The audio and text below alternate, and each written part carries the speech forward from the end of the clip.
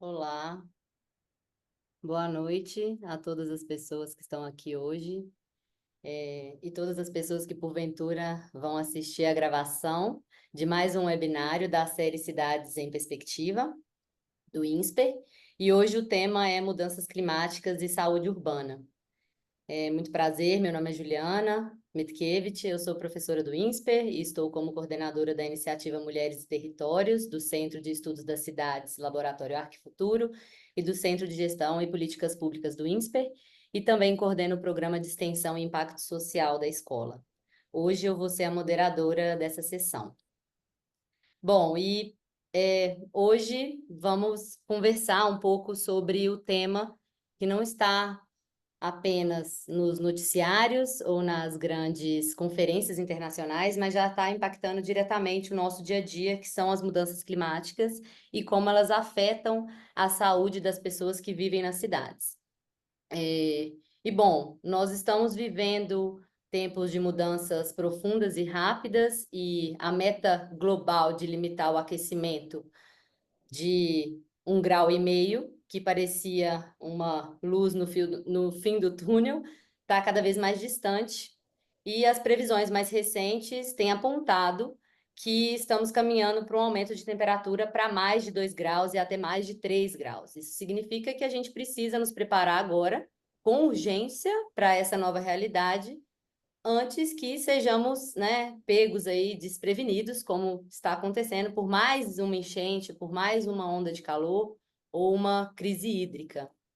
E os impactos, eles já estão aí entre nós, né? No Brasil, hoje, né, de acordo com o censo de 2022, somos 87% da população vivendo em áreas urbanas. Vemos ondas de calor intensas, transformando bairros e territórios, né, inteiros, com ilhas de calor. As temperaturas ficam muito acima da média, o que agrava problemas respiratórios e cardíacos, e especialmente em grupos mais vulneráveis, como crianças, idosos e em comunidades e territórios de baixa renda. Além disso, as enchentes, que têm se tornado cada vez mais frequentes, né, trazem graves riscos de contaminação das águas, comprometem a saúde pública, e piora ainda mais as condições de vida das populações mais atingidas. Apesar de tudo isso, ainda temos muitas perguntas sobre como podemos nos adaptar e mitigar esses impactos de forma mais eficaz. E, né, recentemente tem acontecido vários eventos e várias ações a níveis internacionais e nacionais. Então, por exemplo, na COP16 da biodiversidade, que aconteceu recentemente na Colômbia, foi reforçado a urgência de preservar ecossistemas, mas a pergunta que continua sem resposta é: quem que vai pagar essa conta, né? Aqui no Brasil, a gente também apresentou a nova contribuição nacional determinada, né, na COP29 ontem, que se iniciou dia 11, né, no Azerbaijão. Mas ainda falta clareza sobre como que essas metas vão ser alcançadas, né? E, ao mesmo tempo, a gente viu, inclusive ontem também, avançando no Senado, a regulamentação do mercado de carbono, com a PL 182, que tem a intenção de incentivar a redução das emissões e financiar soluções climáticas. E, olhando para frente, o Plano Clima, né, que vai ser a base da política climática brasileira até 2035, que tem dois pilares principais, que é mitigação e adaptação, né? Mitigação, reduzir as emissões de gases de efeito estufa, e adaptar o país na frente da adaptação aos impactos das mudanças climáticas. E a expectativa é que esse plano clima, né, seja finalizado e apresentado na COP30, que vai acontecer ano que vem em Belém do Pará, aqui no Brasil. Mas no final das contas, o que está em jogo isso tudo são as pessoas, né? E aí eu trago aqui a reflexão: como a gente pode proteger as populações mais vulneráveis, reduzir as desigualdades e preparar as nossas cidades para os desafios que a gente já está enfrentando. As mudanças climáticas, elas não são apenas um problema ambiental, elas vêm agravando desigualdades perpetuando ciclos de pobreza e ampliando os riscos que já existem nas cidades, né? Esses eventos extremos, como enchente, ondas de calor, deslizamento, eles não são apenas fenômenos naturais, mas são resultado de planejamento, né? De como planejamos, ou na verdade, ou não planejamos as nossas cidades, né? E me recordo muito de como de um do webinário de urbanismo social e segurança pública que o Eduardo Pazinato trouxe, né, na quinta-feira passada. Nós somos ao mesmo tempo autores e vítimas dessas mudanças. Então, para aprofundar essa conversa, temos aí a honra de contar com 3 especialistas que vão trazer diferentes perspectivas. Então, é o professor doutor Saldiva, né, Paulo Saldiva, querido colega aí de Centro de Estudos das Cidades, médico patologista da Faculdade de Medicina da USP e coordenador da Iniciativa de Saúde Urbana do Centro de Estudos das Cidades, que vai nos ajudar a entender como essas mudanças estão impactando. Oi? Travou, né? Vocês estão me ouvindo? Sim, Rian? Saldiva. Então, tem que esperar voltar.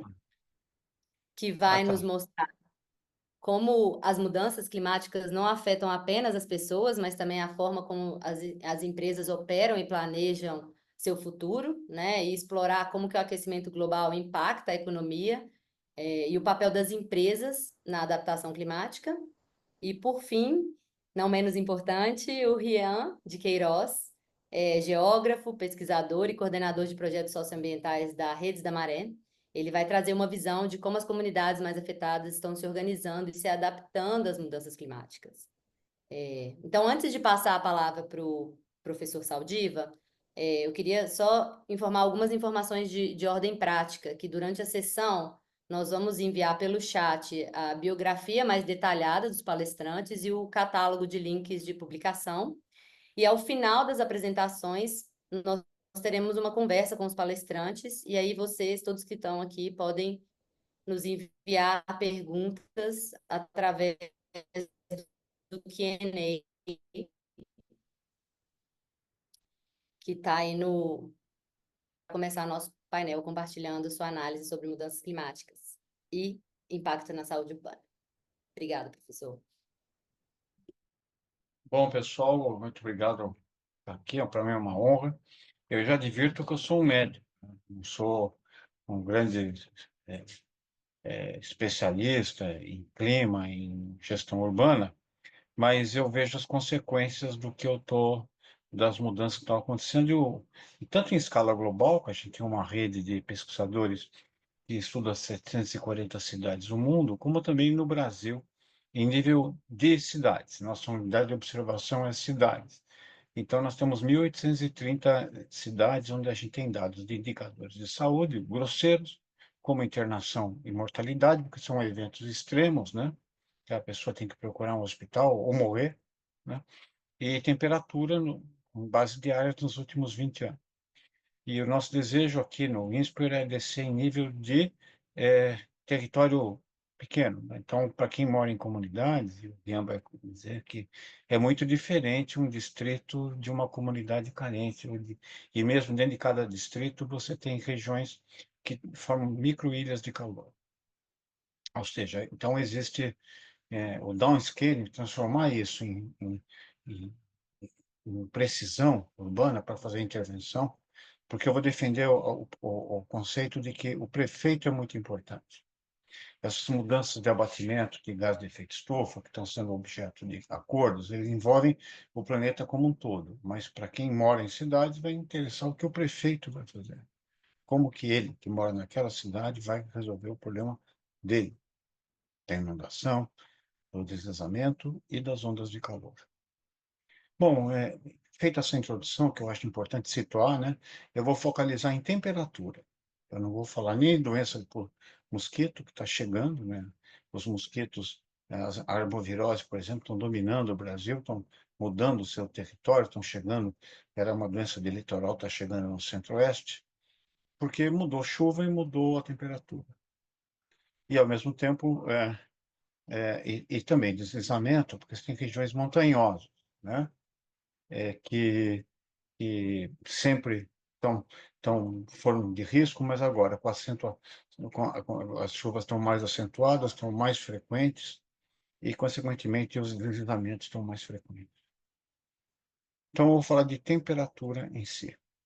Temperatura foi um desafio da nossa espécie desde que a gente surgiu, os sapiens, aproximadamente 300, 400 mil anos atrás, e que começa geralmente no paralelo 10, ou próximo do Equador, temperaturas muito quentes, né? E foi conquistando, ao longo de alguns milhares de anos, latitudes como, por exemplo, chegar no Alasca, né? Chegar no norte da Europa, cruzar, né? Então, o desafio sempre foi nos adaptarmos ao frio. E para isso teve mudanças, tanto por seleção natural, como também de aclimatação de curto prazo, né, que são, eu não vou entrar, existem mecanismos de adaptação fisiológicos para calor, e também por construções sociais, tipo de roupa, relação entre as pessoas, tipo de moradia, né? Então, isso persiste até hoje. Você vai, por exemplo, para Estocolmo, Toronto, que são cidades que têm uma amplitude térmica, elas variam de -20 a +30, né? 50 graus, e praticamente você não tem efeitos de variações de temperatura. A cidade se preparou para isso. Ou seja, tem estrutura urbana, tem sistemas de aquecimento e de esfriamento dos domicílios, que permite que as pessoas se defendam. Já, por exemplo, São Paulo, que é uma cidade que eu conheço melhor, a amplitude térmica é muito estreita. Você começa a ter aumento de mortes por frio com a temperatura abaixo de 18 graus, e por calor você começa a ter a partir de 28 graus.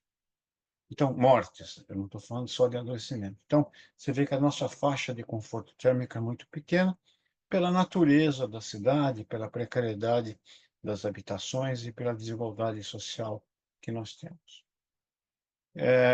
Isso varia conforme também a região. Por exemplo, se eu for a Teresina, onde a gente também estudou, faz parte das 1.830 cidades brasileiras, Teresina está perfeitamente, a zona de conforto térmico para ela é 28, 29 graus. Ao passo que em São Paulo isso já é uma temperatura que nos leva para desconforto térmico.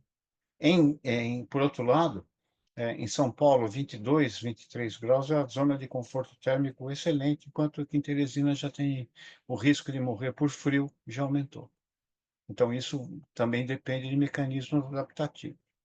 E quais são eles? Alguns de curto prazo, né? Quando você sente a temperatura através da pele, essa informação chega ao nosso sistema nervoso através de nervos, tem receptores, né? Como se fossem termômetros que sentem vários níveis de temperatura e com diferentes velocidades. Os de calor elevado, por exemplo, tem que deflagrar depressa.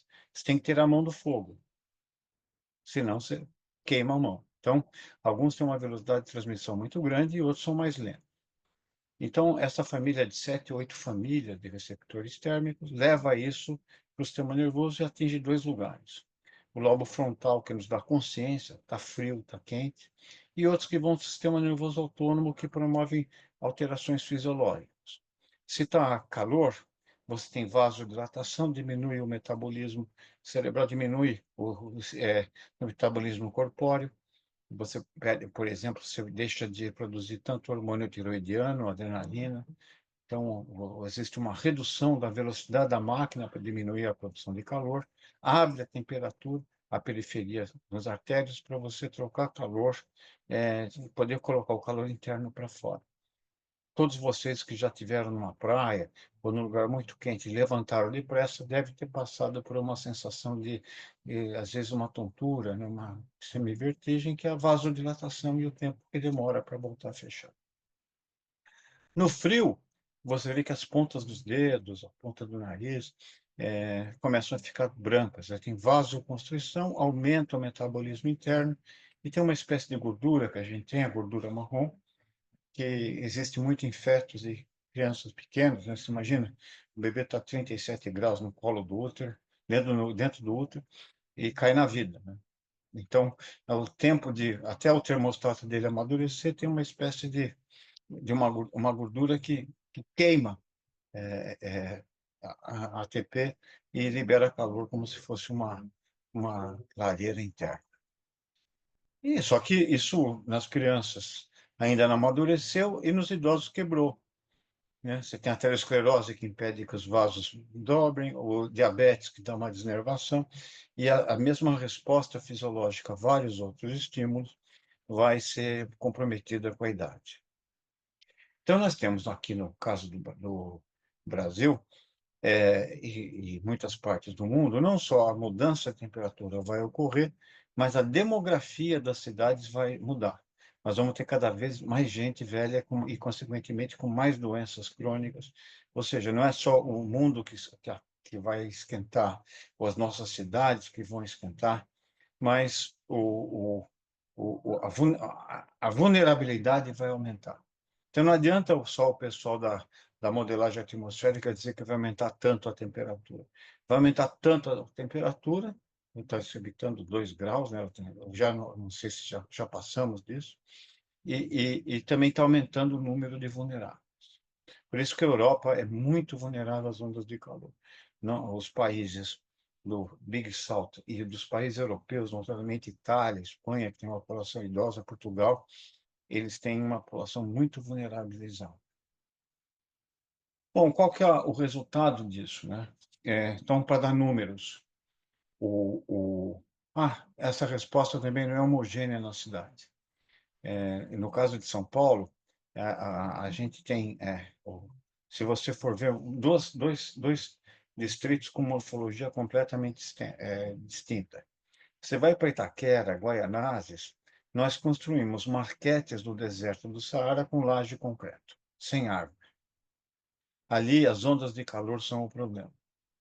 Você vai para Parelheiros, perto da Serra do Mar, que tem uma cobertura vegetal bastante grande, o grande problema são as ondas de frio. Então, você tem que fazer uma intervenção que não é homogênea na cidade, né?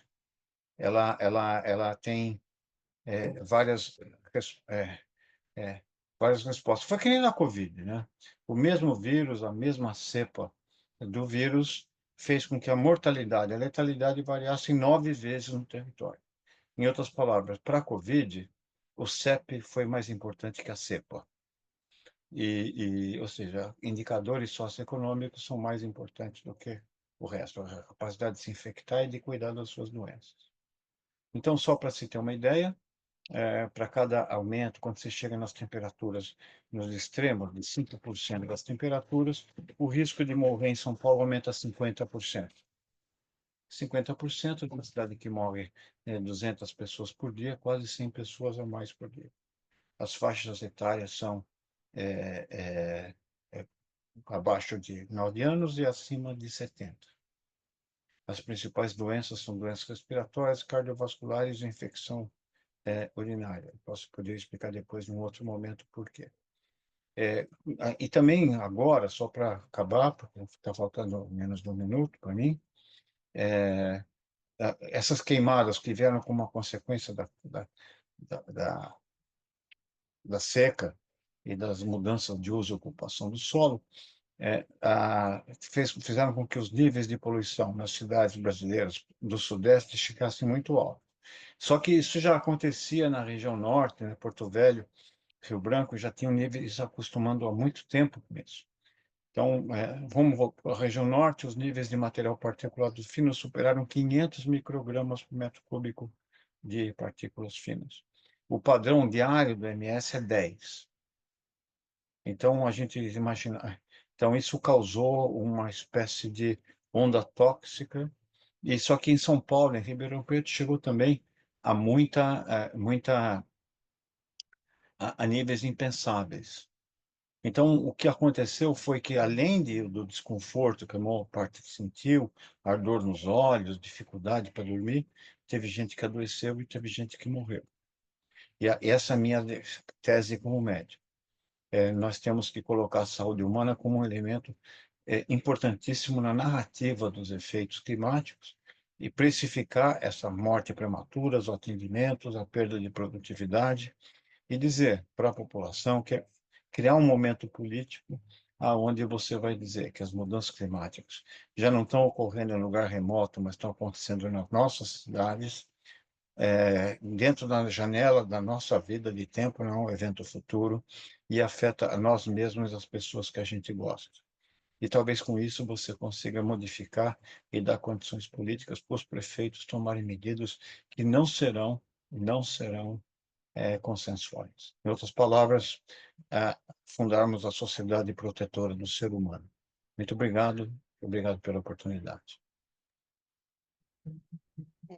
Muito obrigada, professor Saldiva, pela análise tão detalhada e impactante. É realmente alarmante perceber que, como os riscos relacionados às mudanças climáticas, como o calor extremo, não são distribuídos de forma uniforme nas cidades. Como o senhor apontou, o CEP de uma pessoa pode ser determinante no risco de morte por doenças relacionadas à diferença de temperatura, né? Acho que isso reflete diretamente aí as desigualdades estruturais das cidades, dos bairros, né? Onde os bairros mais arborizados, com melhor infraestrutura, conseguem amenizar aí os efeitos, enquanto as áreas mais vulnerabilizadas e extremamente adensadas sofrem desproporcionalmente.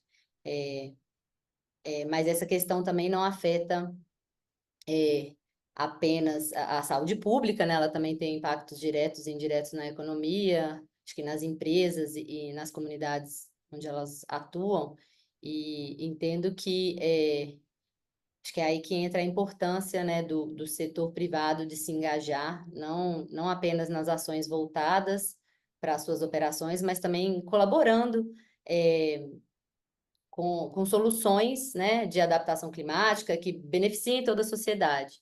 Eu acho que para trazer essa perspectiva, eu queria convidar a Natália Serri para compartilhar sua visão. A palavra é sua, Natália. Obrigada, Ju. Eu vou compartilhar minha tela aqui, que eu fiz uma apresentação breve para falar um pouco disso, mas eu acho que, como o professor Saldiva falou, a gente está chegando muito perto, né, do aquecimento de 1,5 graus. Eu sempre gosto de lembrar que quando a gente fala que a gente está chegando em 1,5 graus de aquecimento, a gente está falando da média de aquecimento na Terra. Isso significa que a gente já tem lugares experienciando um aquecimento de 8 graus, 10 graus, inclusive na periferia aqui de São Paulo. Como o professor também já falou, a gente vai ter consequências muito importantes para a saúde humana, mas também impactos na biodiversidade que criam outras consequências para a saúde humana e muitos riscos socioeconômicos relacionados ao aumento de desastres naturais, crises humanitárias, insegurança alimentar e conflito por recursos naturais. Desigualdade, conflitos e desafios de desenvolvimento aumentam muito a vulnerabilidade aos riscos climáticos, né? Então, acho que se o CEP da cidade diferencia como a gente vai experimentar, também o fato da gente viver num país do sul global, com as taxas de oferta de saneamento, de água tratada e esgoto que a gente tem no Brasil, com os padrões de desenvolvimento que a gente tem no Brasil, isso com certeza muda muito a forma em que a gente está e vai experienciar a mudança do clima. Quando a gente fala sobre adaptação climática, a gente está falando sobre quais são os ajustes nos sistemas naturais e humanos em respostas aos estímulos climáticos reais ou esperados, que podem moderar ou explorar outras oportunidades benéficas em relação a esses danos. E eu falo isso depois de falar que a forma que a gente vivencia os efeitos da mudança do clima são impactados por desenvolvimento e por desigualdade, porque a agenda de adaptação climática não consegue avançar, né? A gente não conseguiu até hoje estabelecer uma meta global de adaptação climática ou o recurso necessário para adaptação, porque essa é uma pauta essencialmente dos países do sul global. Não que as pessoas na Europa não vão vivenciar a crise do clima, né? Existem muitos casos das ondas de calor e etc., mas a forma como a gente vai vivenciar isso no sul global é completamente diferente. E eu acho que até por isso cabe a nós criar massa crítica, conhecimento e formas de agir na direção da adaptação global. Como que empresas, considerando todos os riscos envolvidos para a economia, podem se adaptar ao tema da mudança do clima? Eu acho que o primeiro é conhecer que riscos são esses, né? A gente fala hoje muito sobre os riscos físicos, que são os riscos ao que os ativos empresariais estão expostos. Então, por exemplo, as fábricas que foram inundadas nas enchentes do Rio Grande do Sul e que inviabilizaram produções e negócios, mas a gente tem toda uma gama do que a gente chama dos riscos de transição. E isso inclui certos setores da economia que vão ser inviabilizados, por exemplo, pela mudança do clima, inclui como que a produtividade do trabalhador, por exemplo, como o Saldiva falou, é um tema super importante, porque é um trabalhador que está com maior propensão a ter doenças cardiovasculares, que vai ter um maior nível de absenteísmo relacionado aos eventos extremos e etc. E é muito importante que a gente possa, como empresa, conhecer o risco de fato e fazer projeções reais sobre o que as empresas vão passar nesses próximos anos, onde a gente certamente vai viver acima de 1,5 graus. Algumas estratégias possíveis é a gente pensar em diversificar matérias-primas e estratégias. Então, à medida em que a gente vive uma crise não só de clima, mas também de biodiversidade, pensar como que a gente pode explorar outras alternativas, não ficar apenas numa fonte de recurso, pensar no desenvolvimento de produtos resilientes, que é uma coisa que apoia não só uma empresa, uma indústria do ponto de vista da sua estratégia comercial, mas também a própria sociedade, na medida que tenha disponibilidade de produtos que sejam resilientes à mudança do clima. Então, para dar um exemplo, por exemplo, a gente tem empresas de infraestrutura no Brasil e a gente precisa começar a pensar se o cimento, se o asfalto é resiliente e compatível com aquecimento com mais de 2 graus. Acho que, obviamente, pensar no engajamento da cadeia de valor.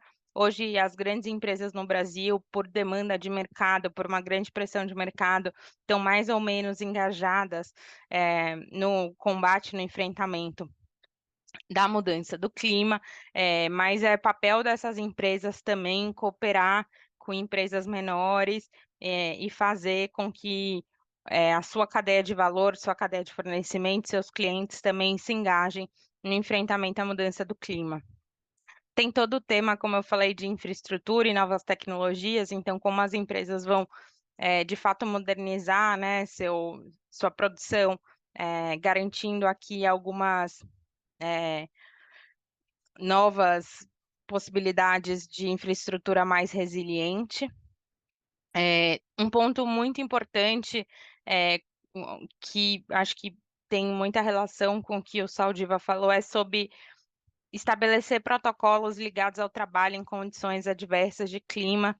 Então, a gente tem, por exemplo, uma série de trabalhadores que realizam trabalhos ao ar livre. A gente precisa começar a pensar em temas como distribuição de protetor solar, proibição de trabalho em determinadas temperaturas. A gente vai ter que começar a pensar em que horários são feitos esses trabalhos ao ar livre, se esses trabalhos ao ar livre podem ser realizados.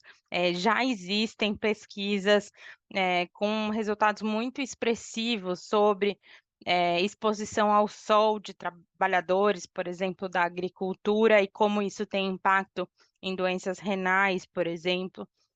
Então, uma empresa, por questão de responsabilidade, por questão de produtividade, precisa pensar em como estabelecer protocolos de trabalho que levem em consideração os eventos extremos, as ondas de calor, colaborar com governos, ONGs e iniciativas globais e principalmente fortalecer a resiliência das comunidades, porque sempre que acontece um evento extremo, e eu acho que o caso do Rio Grande do Sul, e tantos outros casos, né? Agora a gente sempre tem um novo caso, então a gente pode estar falando do Rio Grande do Sul, mas se fosse ano passado seria São Sebastião, enfim, a gente tem sempre um caso recente para se referenciar. O que a gente está aprendendo como setor empresarial é que, mesmo que os meus ativos sejam resilientes, se a estrada que faz a operação logística para os meus produtos não é resiliente, eu não vou conseguir sair com aqueles ativos daquela fábrica. Se toda uma comunidade vai ficar sem espaço de moradia, se a comunidade vai ficar sem condições de segurança alimentar, meus trabalhadores e familiares de trabalhadores vão ficar em segurança alimentar. Então, é fundamental que as empresas tenham trabalhos para fortalecer e criar capacidades institucionais nas comunidades, e porque, de fato, o processo adaptativo é um processo conjunto e coletivo. Eu trouxe aqui, eu acho que eu passei aqui, eu trouxe aqui um caso que eu queria compartilhar com vocês, que eu tive o prazer de participar e que foi uma iniciativa do Instituto Votorantim, da CBA e do Instituto Itaúsa, como um exemplo de como uma empresa pode se engajar na construção de resiliência climática. Então, esse programa Ação Climática, ele era um programa que criou um índice de vulnerabilidade climática dos municípios brasileiros, o IVCM. Esses dados são públicos. Ele analisava em 6 dimensões, então, riscos de inundação, enchentes e alagamentos, risco de deslizamento, risco hídrico, risco de incêndios em matas e florestas, risco de redução e inviabilização de setores da agropecuária, risco de incidência de doenças relacionadas à mudança do clima para todos os mais 5 mil municípios brasileiros. Para que os prefeitos pudessem avaliar quais os principais riscos do seu município. Além disso, ele fornecia para os municípios um checklist de adaptação climática. Então, a ideia é que tivesse ali uma rota de ação para que os gestores públicos entendessem quais são os próximos passos que eles podem dar dentro de uma agenda de gestão de risco de desastre, de planejamento de adaptação. E, além disso, foi constituído um programa de apoio à gestão pública que está trabalhando de forma piloto com 4 municípios no Brasil para melhorar a capacidade institucional de lidar com esses temas. Então, só um caso aqui de como dá para fazer, de como dá para participar, junto com criando resiliência não só para os negócios, mas também para toda a comunidade. Acho que era isso. Muito obrigada, Nath, por trazer essa visão tão estratégica e prática sobre como as empresas, né, podem atuar e se organizar para esses desafios das mudanças climáticas. Acho que é fundamental reconhecer que a adaptação climática ela começa pelo entendimento profundo dos riscos, como você comentou, e passa pela implementação de medidas que vão desde a diversificação de matérias-primas e produtos resilientes até a atuação colaborativa em comunidades e cadeias de valor. E acho que, considerando isso, e acho que muito conectada com o grande DNA do Centro de Estudos das Cidades, que a gente entende que a pauta climática, assim como todas as questões complexas, perpassam muito por territórios e pessoas, né? Então, a gente entende que nenhuma estratégia de adaptação ela vai ser realmente eficaz se não considerarmos a realidade vivida pelas populações mais vulnerabilizadas, mais impactadas, né, que estão aí na linha de frente dos impactos climáticos. E acho que é justamente nesses territórios que a gente vai encontrar os maiores desafios, mas também as maiores oportunidades de ação transformadora. E, e acho que para a gente avançar nessa discussão, eu queria convidar o Rian para compartilhar a sua visão sobre as comunidades que estão sendo impactadas e quais os caminhos, né, podem ser seguidos para promover a adaptação climática nesses territórios. Obrigada, Rian. Eu que agradeço. Boa noite, gente. Eu venho primeiro agradecer, né, o convite para compor aqui a mesa de mudanças climáticas e saúde. Eu venho contar de uma experiência concreta a partir do território periférico, que é, como Juliana falou, né, é o território onde os efeitos negativos da mudança climática acontecem com maiores drasticidades, assim, maiores efeitos. Então, eu vou falar a partir da Maré, que é um conjunto de favelas aqui do Rio de Janeiro, talvez o maior da cidade. Tenho que ver a atualização do censo do IBGE de 2022, mas é um dos maiores. E como a gente pensa propostas e soluções a partir dela. Eu vou compartilhar uma apresentação para ir me guiando aqui e a gente ir conversando.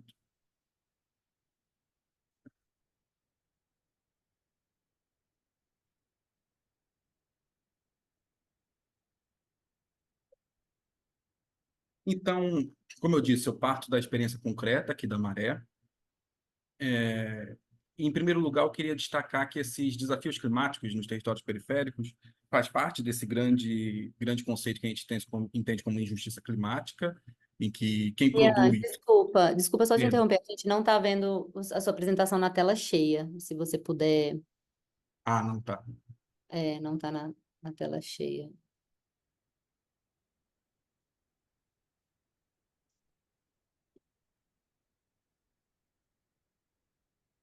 Agora foi? Foi, obrigada. Nesse grande conceito que é a injustiça climática, né, as pessoas, os grupos que produzem os efeitos mais drásticos não são aqueles que sentem esses mesmos efeitos, mas talvez a dimensão mais cruel dessa injustiça climática seja essa precariedade ou ausência de dados nesses territórios periféricos que mais sofrem com esses problemas. Então, nós sentimos, nós percebemos os problemas, mas não necessariamente nós conseguimos mensurar isso. Aqui na cidade do Rio de Janeiro, por exemplo, aqui na Maré, né, particularmente, a gente vinha percebendo nesses últimos tempos um aumento de casos de problemas respiratórios na população e uma sensação de calor absurda. Quedas de luz sucessivas, problemas ligados a um consumo de energia maior para dar conta desse calor.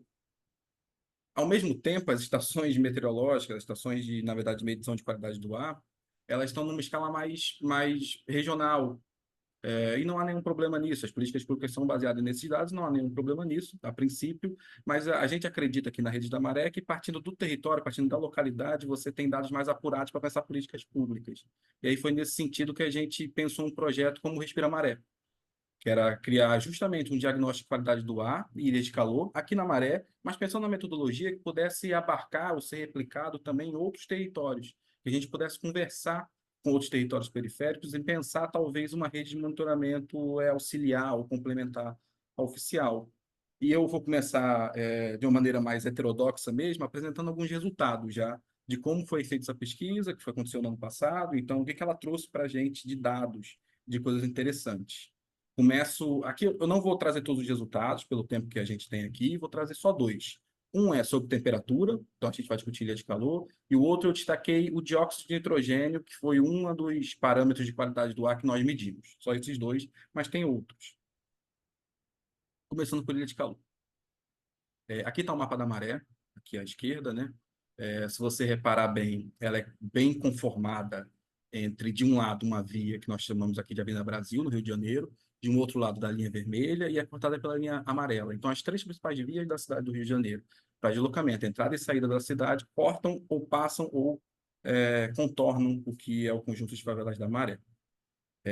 Para a nossa metodologia, a gente dividiu essa região em 5 grandes áreas, distribuímos pontos de medição em cada uma delas e fomos atrás desses dados. E aí foi aparecendo para a gente algumas coisas bem alarmantes em relação à temperatura. Como o professor Saldiva trouxe na primeira apresentação, né? O CEP importa, e nas favelas você tem esse comportamento de microclimas muito marcantes. A menor temperatura que a gente viu, em média, na Maré, marcou mais ou menos 26 graus. Essas áreas mais verdinhas que vocês veem no mapa. O verde talvez dê essa ideia de que está tranquilo, é uma temperatura boa, mas 26 graus, convenhamos, já não é lá muito agradável. Essa parte mais vermelha, mais adensada aqui no meio do núcleo da favela, mais para o lado sul, passou dos 28. Então, você tem uma diferenciação interna da maré de 2 graus. Quando você compara a maré com regiões circundantes, essa temperatura pode chegar a 4 graus de diferença. Então, a maré já é uma ilha de calor e dentro da maré você tem outras ilhas de calor. E o que a gente foi percebendo, a gente fez medições em diferentes horários do dia, é que a temperatura costumava aumentar da manhã para a tarde, o que é normal, mas quando chegava à noite, a maré não resfriava. Então, continuava uma sensação não, térmica, desculpa, dados de temperatura alto, não apresentando um resfriamento que a gente esperaria, né? À noite, sem a presença do sol, a gente espera um certo retorno de um frescor, que não acontecia, e na manhã seguinte voltava a temperatura alta, então era uma coisa meio que constante, principalmente nessa região aqui mais avermelhada. E o que eu queria destacar aqui nesse mapa, um outro ponto que eu queria destacar, é que toda essa parte aqui mais avermelhada, mais alaranjada, mais ao sul da favela, são partes em áreas planejadas. Existiam há 40 anos atrás, elas foram pensadas por projetos habitacionais da cidade do Rio de Janeiro. Então, você tem um projeto, você tem um desenho de ruas. Nova Maré, que está bem aqui no núcleo de onde esquenta mais a favela, ela é mais nova do que eu, uma favela super recente, que vem no programa no Favela Bairro, programa Morar Sem Risco. Então, são áreas planejadas, pensadas. Queria destacar que o ambiental ele não pode ser algo desconectado, ele é uma dimensão integradora. Você tem que ver a coisa como um todo mesmo. Isso é em relação à temperatura. E aí a gente vai para um aspecto da qualidade do ar, que é o dióxido de nitrogênio. De novo, a gente botou alguns pontos de medição ao longo do território, fizemos essa medição. Aqui eu trouxe só para comparar alguns dados e resultados, né? As 5 áreas estão aqui em cima, então, e aqui estão os dados de parâmetro, né? A OMS diz que é 10 micrômetros por metro cúbico, em média anual, para ser algo saudável, o CONAMA bota 40. O que nós temos na maré é que 4 dessas áreas, todas as áreas da maré passam do que o OMS recomenda. 2 estão acima do CONAMA, mais 2 próximas ao limite. Então, temos um quadro bem grave no sentido do NO2, que é um dos gases mais agressivos para a saúde humana. Ele causa problemas respiratórios. Se você já tem, ele aumenta a incidência e agrava o índice, por exemplo, de asma, sintomas pré-existentes. Causa uma redução da função pulmonar mesmo ao longo do tempo. Alguns estudos já apontam que ele é mais grave também, mais suscetível a populações mais vulneráveis, como crianças e também grávidas, podem atingir e afetar o desenvolvimento do feto. E essa área onde está mais escura no mapa, o que nos chamou mais atenção é que a área onde está mais escura no mapa é bem um complexo de escolas, com escolas criadas agora na Rio 2016, né, Olimpíadas, então foi criado um complexo de escolas nessa região, e os dados mais alarmantes vêm dali. Crianças são expostas, então, cotidianamente a esse problema desse NO2 que foi destacado nessa pesquisa. Esse é um panorama geral dos resultados, para você ter uma noção e ideia de como o micro, como você entender a localidade, a partir da localidade, como é que se distribui os resultados e os dados, é muito importante, assim, você olhar essa distribuição, essa heterogeneidade que uma favela tem, o conjunto de favelas de Maré tem, mas qualquer outra também tem. Mas o que foi uma coisa muito importante para a gente nesse trabalho é quem fez o Respira, quem fez a pesquisa. Foram 5 agentes do território, 5 jovens do território, que nós selecionamos, fizemos uma formação, uma capacitação, um treinamento, uma formação mesmo socioambiental, que percorriam quase que cotidianamente esses pontos, faziam as medições, tinham essa vivência do território. Então, a gente pensou uma metodologia adaptada à realidade local. Esse é um grande trunfo, assim. Então, pode ser replicado para qualquer outro território que também seja periférico, que também tenha jovens, que também tenha juventude querendo participar dessas pesquisas. E por que a gente focou nisso? A gente parte do princípio que desenvolver um olhar mais técnico, mais crítico para esses jovens sobre os problemas respiratórios é fundamental. Não tem como você pensar soluções para a favela se você não considerar as pessoas que moram na favela. Não tem como você não considerar o local e a dimensão das pessoas que moram ali. A gente fazia reuniões semanais onde tinha a descrição detalhada de tudo que afetou o campo deles naquela semana. E aí você discutia mudanças de pontos semanais, mantendo uma metodologia que tem que ser robusta, tem que ser séria, que tem que ser importante, mas é com os próprios jovens. Então você desenvolvia esse olhar, eles iam para as ruas, a partir desse olhar você voltava, se discutia em reuniões, e você ia ajustando e reorientando rotas, porque favela é muito dinâmica, muda todo dia. Não tem como a gente fazer uma metodologia parada no tempo. A gente tem que ter esse olhar de mudança também. E uma coisa importante para destacar nessa vivência no território é que os 5 jovens, eles têm problemas respiratórios, ou eles mesmos, ou pessoas da casa onde eles moram. 3 têm eles mesmos, né? Tinham eles mesmos.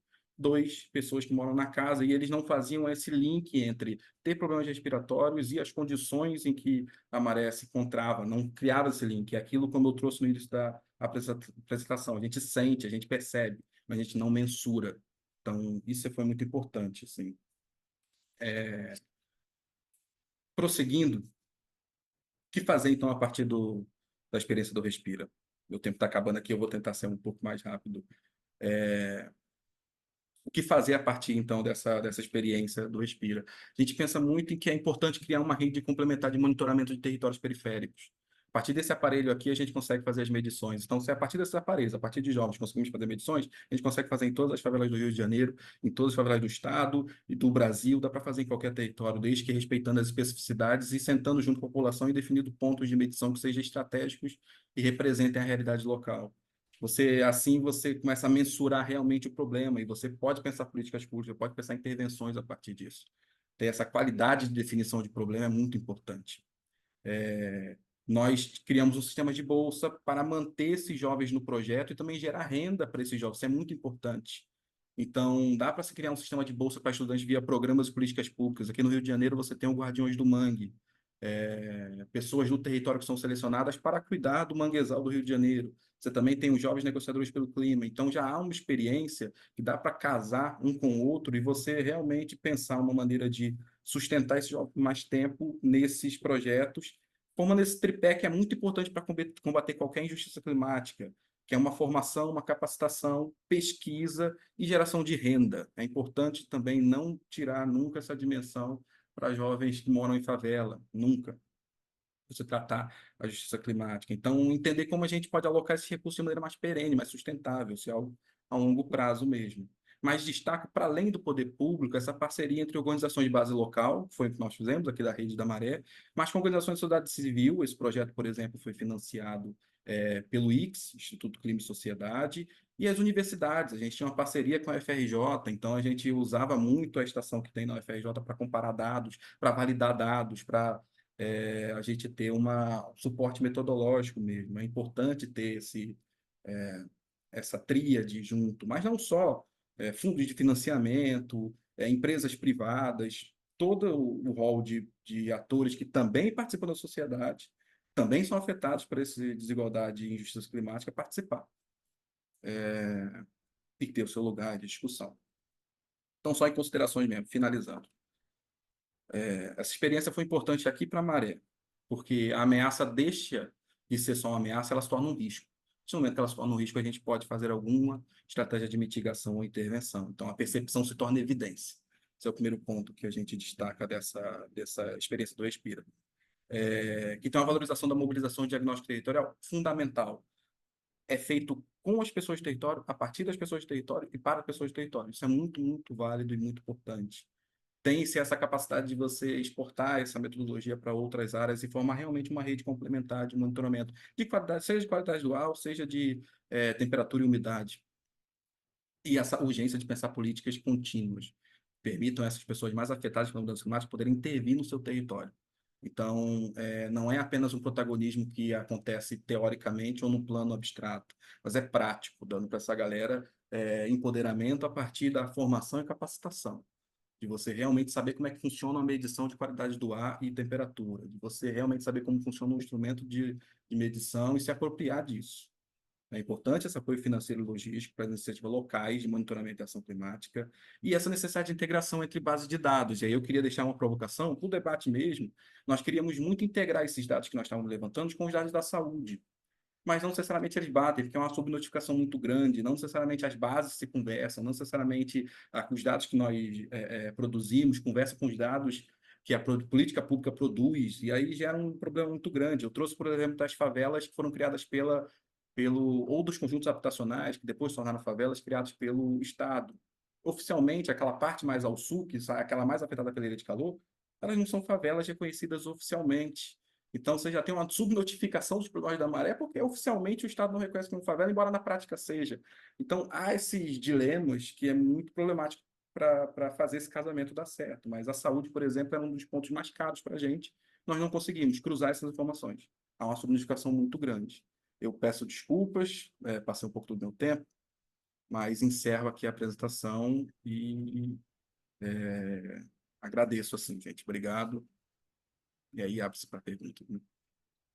Muitíssimo obrigada, Rian, pela sua contribuição tão importante. Acho que é impressionante e, ao mesmo tempo, preocupante ouvir como que as comunidades, né, por falta de dados oficiais e pela ausência de atuação do poder público, têm tomado para si a responsabilidade de mapear, documentar e desenvolver metodologias próprias para entender a realidade, né, dos seus territórios. E acho que essa negligência histórica não só compromete as políticas que poderiam melhorar a qualidade de vida nessas áreas, mas também reforça a desigualdade ao invisibilizar essas populações e os desafios, né? Então, acho que desenvolver capacidade crítica, né? Como você mesmo colocou, com os jovens da comunidade, né? Vocês criando dados, produzindo conhecimento e utilizando isso como uma ferramenta poderosa, tanto achei muito interessante quando você põe para expandir o impacto, não só né, no conjunto de favelas da Maré, mas também em outras, mensurar a realidade do problema e pensar em políticas públicas e intervenção a partir disso. E, além disso, gerar renda, né? Acho que isso é um grande exemplo de como uma organização comunitária pode transformar uma realidade em um cenário de mobilização e protagonismo. Eu acho que, nesse contexto, eu queria já trazer, então, acho que conecta diretamente a uma questão trazida por uma participante, que é a Priscila Aparecida Assis, e ela comentou assim: infelizmente, eu não consigo enxergar que os governantes brasileiros estejam empenhados nas questões climáticas. Vejo que o atual governo precisa desperdiçar muitos esforços para desdizer o que o governo anterior expôs. Os desafios climáticos estão infinitamente maiores e a população não está preparada para esse assunto. Então, eu queria começar com você, Rian, né, que a partir dessa experiência compartilhada, como que as comunidades podem, com os dados e o conhecimento que produzem, pressionar o poder público e agir de maneira mais responsável e efetiva. Acho que você já trouxe aí nessa fala final, então eu queria devolver isso para você e também já ampliar essa pergunta para o professor Saldiva e para a Natália. Rian. Obrigado pela pergunta. Ela é complexa, é difícil mesmo de responder como a gente consegue pressionar. Pela experiência do Respira, quando a gente lançou os dados e mostrou a metodologia, inclusive para o poder público, houve um assombro e uma surpresa muito grande por parte da Secretaria do Meio Ambiente e Clima aqui do Rio de Janeiro, e um elogio generalizado à metodologia do trabalho e à possibilidade justamente de replicação dele. Isso aconteceu no final do ano passado, mais ou menos. Iniciozinho desse ano, né, virada. E aí chega 2024, ano eleitoral, e a gente vê que, né, sabemos como é que funciona o ano eleitoral, você tem prioridades, você tem estratégias também de campanha, isso ficou um pouco paralisado, um pouco quieto, né, meio que adormecido, porque a discussão era justamente talvez pegar a experiência do Respira e replicar em outros lugares. Eles disseram para a gente que tem uma dificuldade muito grande de extrair dados do local, e aí não chega para eles. Como política pública, é invisibilizado mesmo. É como se o problema não existisse. Mas aí ficou nisso, né? Nessa discussão. Estamos com esperanças, talvez, agora de uma continuidade do governo, a gente tenha novamente uma oportunidade de sentar, conversar e repensar realmente uma rede mais complementar e para além da maré. Mas é difícil, porque o governo poder público tem seu tempo, tem seus ritos e ritmos. Embora a gente precise, nos territórios periféricos, de uma dinamicidade maior, que realmente responda à, à, à capacidade e à velocidade de alterações dos territórios. Então, fazer bater esses tempos diferentes é um desafio, assim, é um desafio, mas é importantíssimo que a gente tenha os dados. A partir disso, a gente consegue ser ouvido. Olha, a gente não é que a gente tem uma percepção de que tenha pessoas com problemas respiratórios, o calor esteja aumentando. Está aqui, os dados estão aqui, a gente mensurou. Você pode avaliar a nossa metodologia, ver se faz sentido ou se não faz, ver se ela reproduz realmente uma realidade ou não. Mas está aqui. Então, já te coloca num poder de negociação e de pressão mesmo, poder público, diferenciado se você não tem, eu apenas vive aquilo. Ah, eu só vivo. Então, eu só te dou um relato de uma percepção ou de uma história de alguém que conheço, ou da minha mesma. Não, né? A gente tentou buscar produzir esses dados para isso. Mas há realmente esse descompasso entre a necessidade que nós precisamos pela emergência climática, que é realmente uma coisa urgente, acontece quase todo dia, e um tempo um pouco mais lento de um poder público. Perfeito. Professor Saldiva, como você entende que as políticas públicas e, na verdade, né, diante da realidade dos territórios vulneráveis, né, onde existe essa ausência de dados, né, e essa negligência do poder público, e que comprometem essa formulação de políticas públicas mais eficazes, como você entende que o setor de saúde pode atuar, né, de forma tanto preventiva, integrada, como também para pressionar, né, os tomadores de decisão? Bom, eu queria cumprimentar o Rian e a Natália aprendi muito com vocês e eu acho que tem alternativas. Como eu estou mais velho que todo mundo, eu não queria transmitir as frustrações da minha geração, né? Eu peguei 68, cara. A história do Vietnã, então, né? Viu Woodstock, né? Agora eu tô furando bola de criança que cai no quintal, porque fiquei um velho rabugento, né?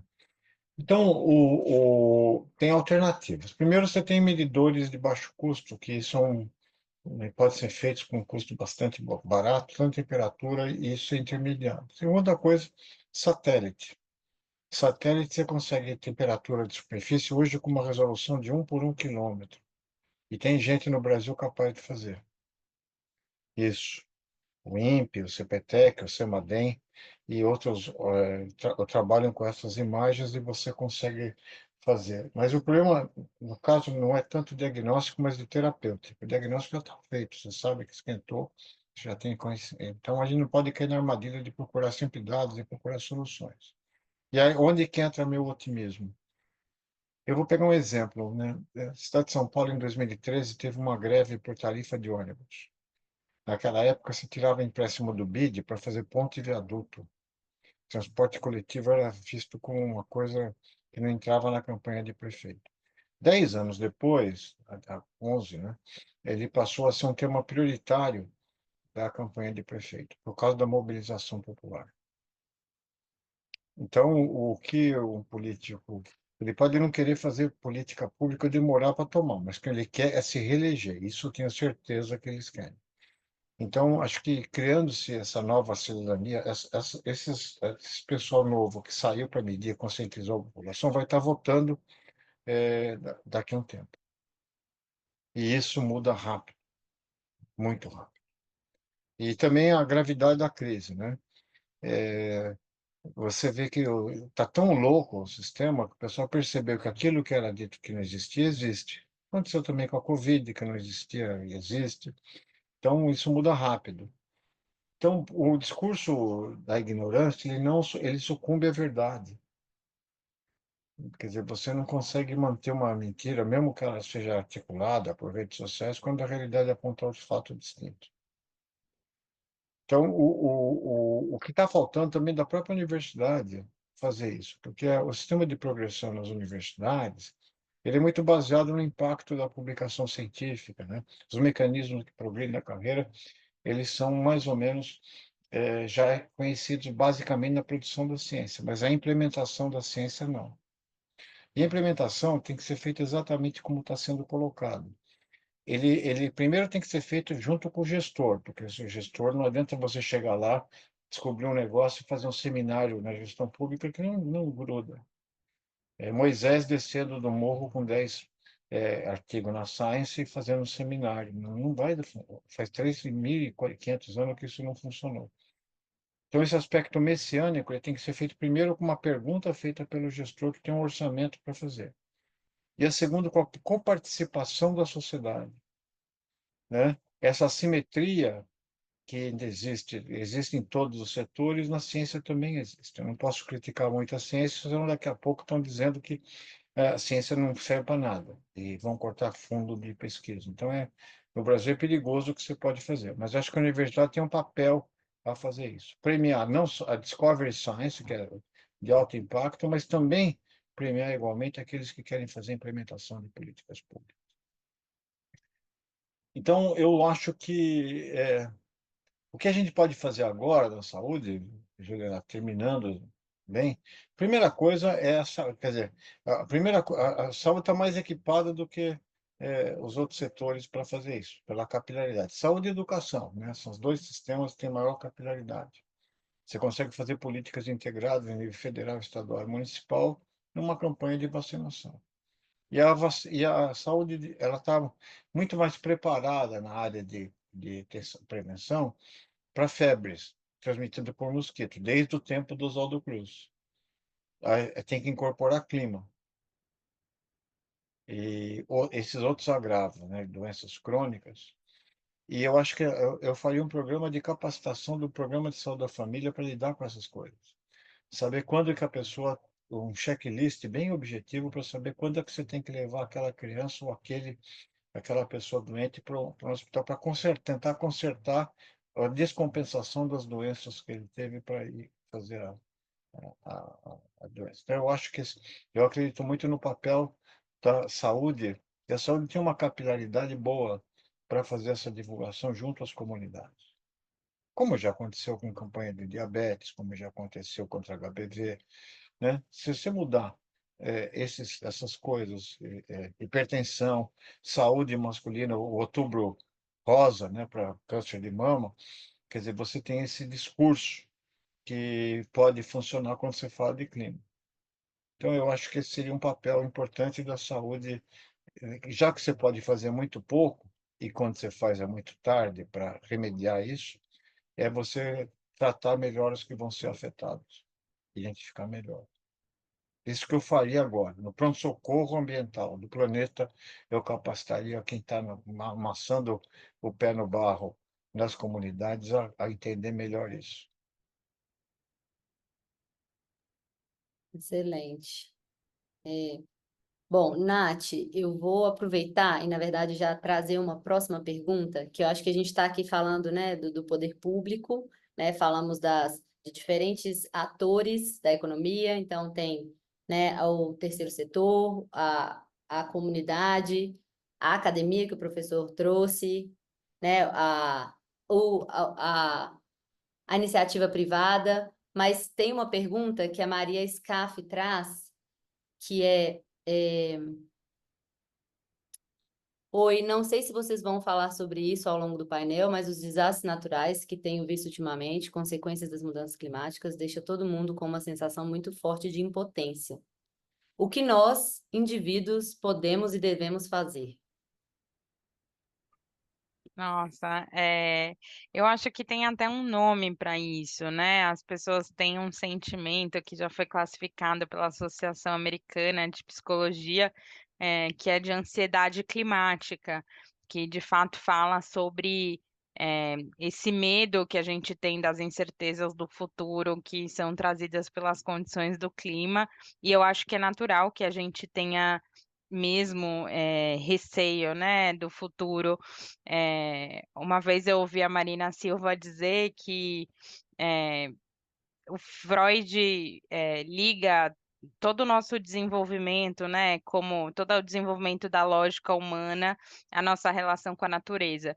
Então, a gente aprendeu a organizar como a gente trabalha pelos horários do dia e da noite, a organizar como a gente planta pela temperatura da natureza, e de repente a gente conseguiu subverter a própria lógica da natureza.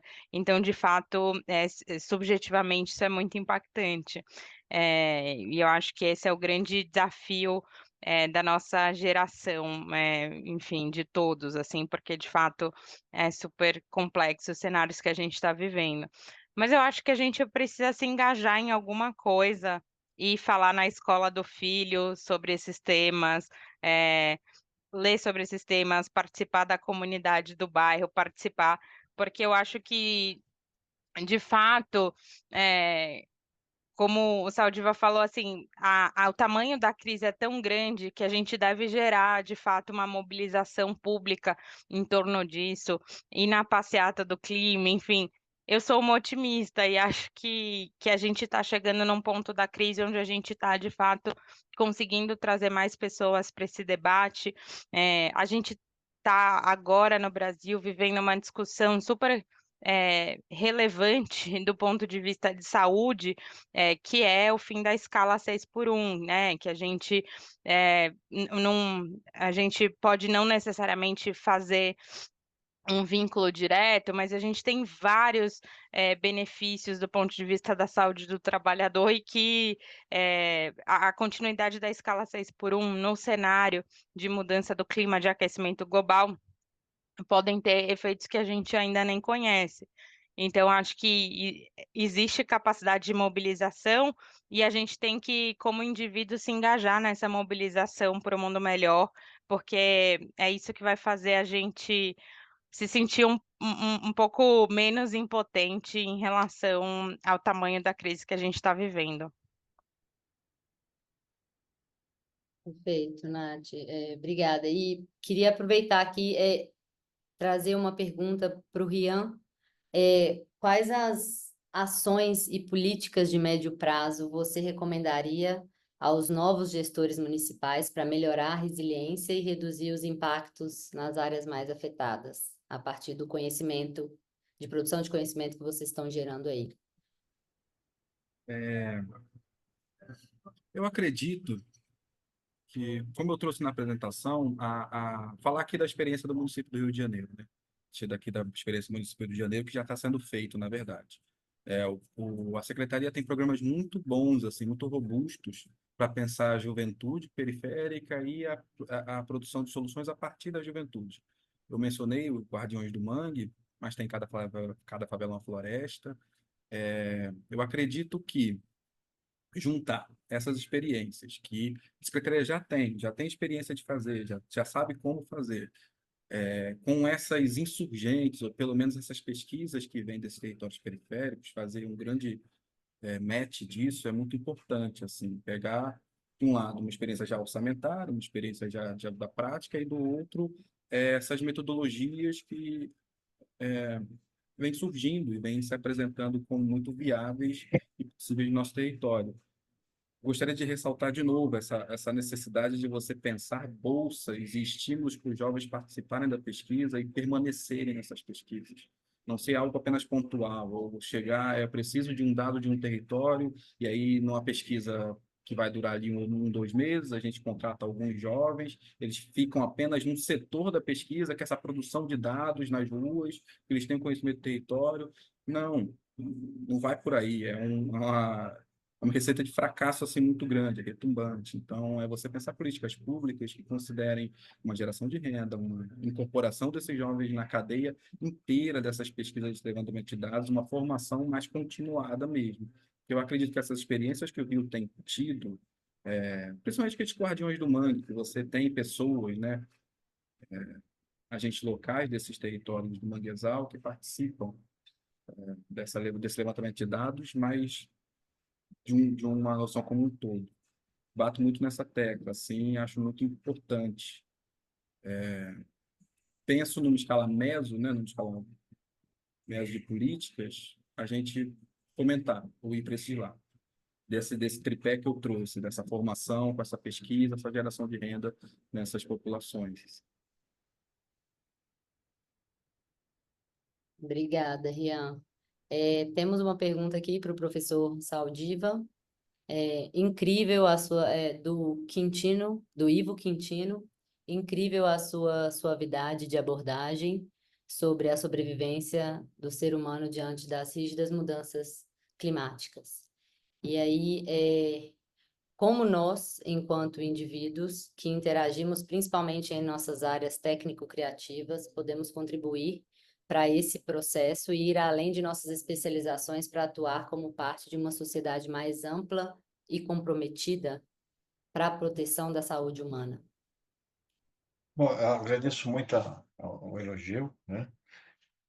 Mas eu acho que é criando narrativas, né? O cinema antecedeu, né, a gente, né? Eu gosto de filme ruim, né? Então eu fico assistindo filme de vem a onda, todo mundo fala que vai vir a onda, ninguém acredita, né? Aí quando chega a onda, até alguns cientistas morrem, né? E aí que o pessoal corre atrás. Só que no filme, né? O meteoro, né? O meteoro vem, e aí vem o Bruce Willis assume uma nave, vai dinamitar o meteoro no ar e salva a Terra, né? Só que não estamos vivendo um filme, né? Mas a metáfora, o filme é real no sentido de que a ciência antecede a previsão de coisas que não são, digamos, demoram para penetrar, porque as medidas de controle das mudanças climáticas não são de consenso. Quer dizer, sempre tem grupos interessados, porque quando se escolhe matriz energética, tem grupos poderosos que não querem mudar e ninguém pega o cigarro, que é óbvio, né? Ninguém chega no o cigarro sabia que aquele negócio fazia mal há muito tempo, né? Mas não está na história do negócio, fala assim, bom, desculpa, a gente foi mal, vou sair do negócio, vou largar esse osso. Não, não acontece assim. Então sempre passa por debate e advoca-se de boa fé. Então eu acho que a construção de narrativas é muito importante. As mudanças climáticas foram previstas em filmes ruins. Então, as consequências disso. Então, eu acho que a gente agora pode. Só que agora o filme está acontecendo, a gente não precisa ter TV, né? Ele está passando na nossa vida, está esquentando, está vindo fumaça, só falta gafanhoto, né? Para ter o apocalipse de São João representado, né? Então, eu acho que o momento de criar. O pessoal está mais importante, está mais atento na narrativa. Quando nós começamos a trabalhar com poluição do ar e efeito à saúde humana, na Faculdade de Medicina da USP, que é uma faculdade boa, né, tem um prestígio grande, o nosso grupo era apontado como exemplo de coisa inútil, dentro da própria universidade. Agora, passados 20 anos, a gente é considerado um grupo que é útil e que honra a faculdade. Então, essas coisas vão mudar. E a gente não pode desanimar com a bobagem. Eu acho que o que a sociedade civil pode fazer é criar narrativa dentro da sua área de influência.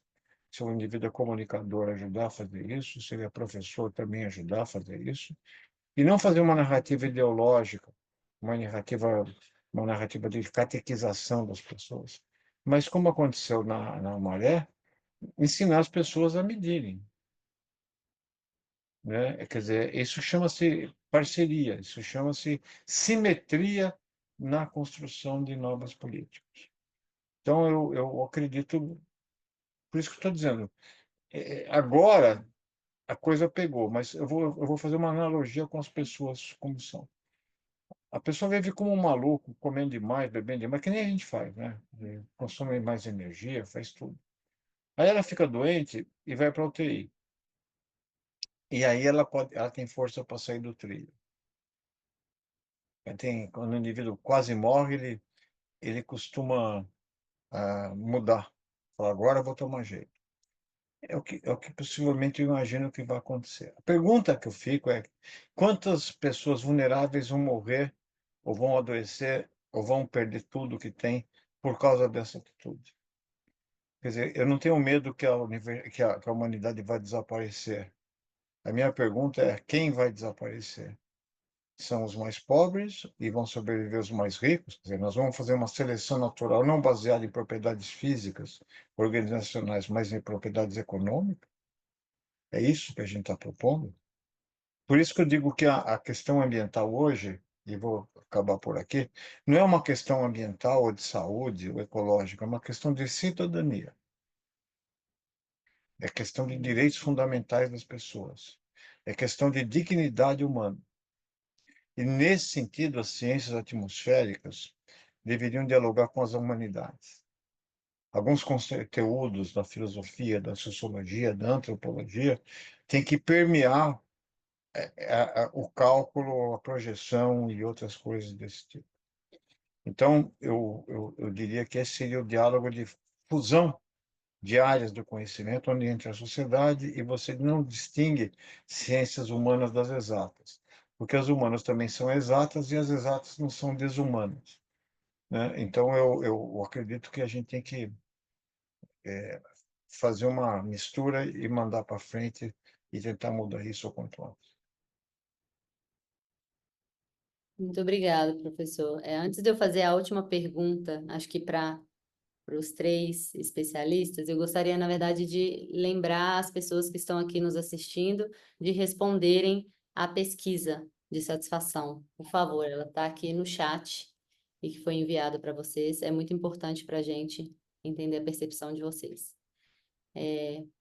Bom, acho que, né, temos aí mais 10 minutinhos, queria entender um pouco, né, trazer essa pergunta mais ampla para vocês, qual que é o papel das organizações que vocês representam no combate, né, na mitigação das mudanças climáticas e na adaptação das mudanças climáticas, né? Qual que é a diferença e como a gente pode atuar nessas duas estratégias, olhando para as cidades e endereçando o papel de cada instituição as quais vocês representam. Então, eu queria começar pela Natália. Bom, eu estou aqui representando uma organização filantrópica, né? Uma organização filantrópica ligada, corporativa, ligada à Itaúsa. O Instituto Itaúsa é uma organização que nasceu com o propósito de acelerar a transição da economia brasileira para uma economia mais produtiva e positiva para clima, natureza e pessoas. A gente faz isso olhando para 2 abordagens. Uma abordagem de conservação do meio ambiente, porque a gente acredita muito que o principal diferencial competitivo e comparativo da nossa economia, né, da economia que a gente quer para o Brasil, está na nossa riqueza de floresta, na nossa riqueza de gente, está em toda matriz de energia limpa e que a gente deve manter o Brasil assim e conservar o Brasil com a nossa biodiversidade, enfim. Outra frente estratégica que a gente olha é a produtividade e sustentabilidade, olhando para as atividades econômicas que têm alto potencial de crescimento, mas que também conseguem incorporar ideais de sustentabilidade. Então, a gente está falando, por exemplo, das atividades de restauração florestal, e outras atividades econômicas aí com potencial de gerar renda e emprego para o Brasil. E eu acho que a gente faz isso apoiando projetos da sociedade civil, think tanks, academia, gerando conhecimento e advocacy. Essa é a contribuição que a gente tem buscado fazer para mitigar as mudanças do clima, mas principalmente para que a gente possa criar um Brasil 2 graus mais quente, mas que seja possível a gente viver nesse Brasil 2 graus mais quente, principalmente que a gente comece a pensar numa trajetória de retorno, né, de desaquecimento do planeta. Então, da nossa parte aqui, e aí olhando mais do ponto de vista do setor privado, eu acho que a receita é essa, é olhar, obviamente, para os riscos dos próprios negócios, pensar que sem um planeta saudável, sem pessoas saudáveis, sem uma cidade saudável, a gente não tem um bom ambiente de negócios e não tem como prosperar nesses lugares, e buscar contribuir em fronteiras além dos territórios de fábrica e lojas e empreendimentos comerciais, enfim, que a gente olhe para as comunidades, porque essa é uma crise que a gente vai precisar superar de forma coletiva.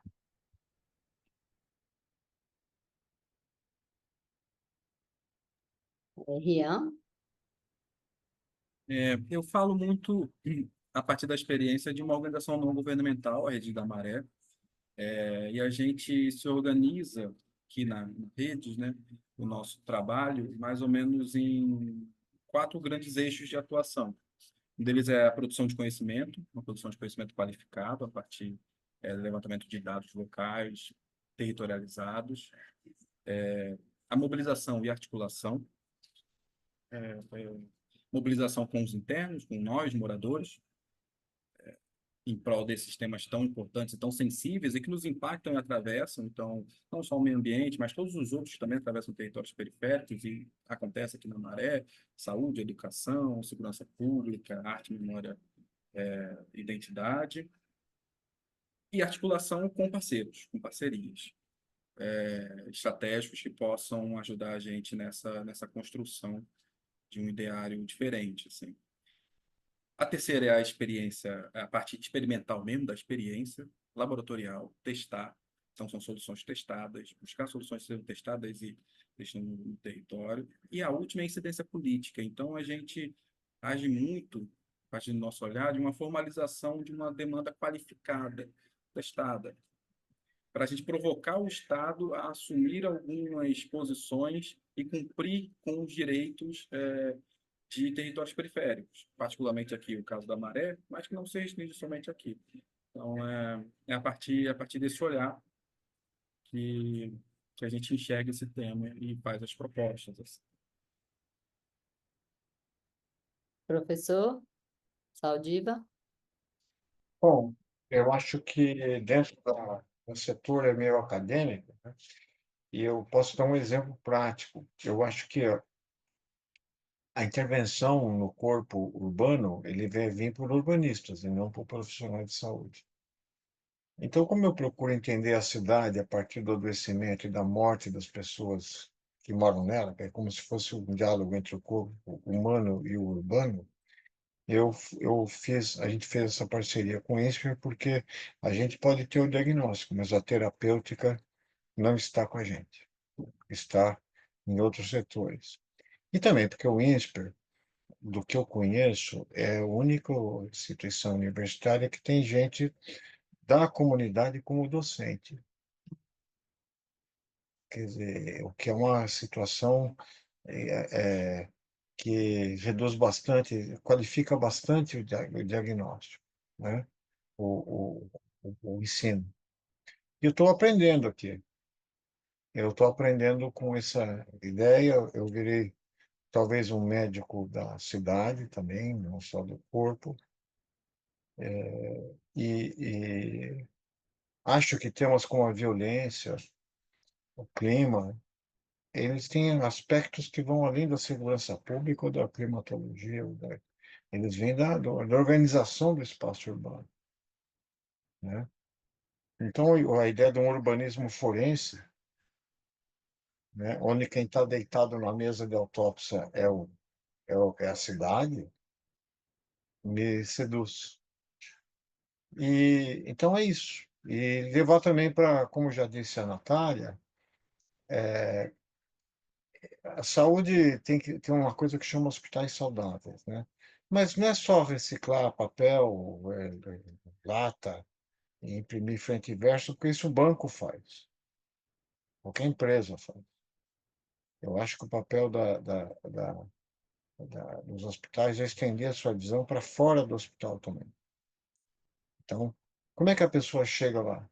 Imagina chegar num hospital, se ela não tem mobilidade, não consegue. Imagina, não tem nem carro, nem mobilidade. Como é que chega? Isso faz parte. Então, começar a pensar um pouco fora e propor que a saúde seja um elemento de transformação em relação à cidadania.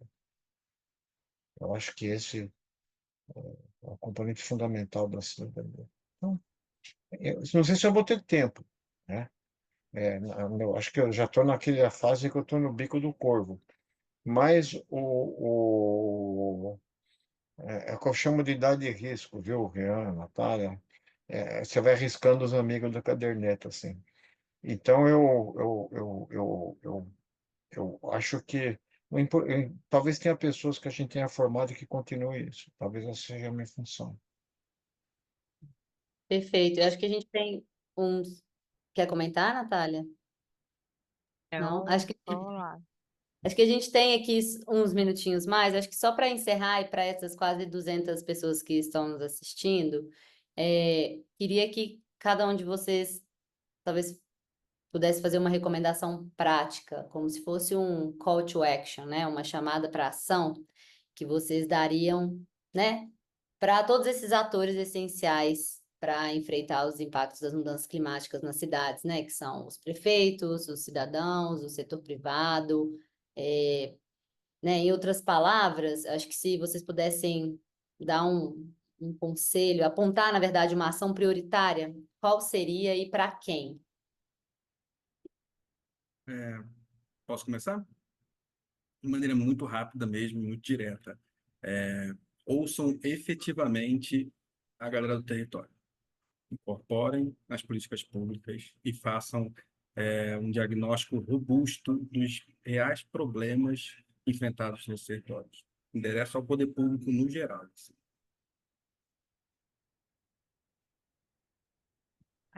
Eu acho que minha recomendação e minha dica é pense como seria 2 graus mais quente.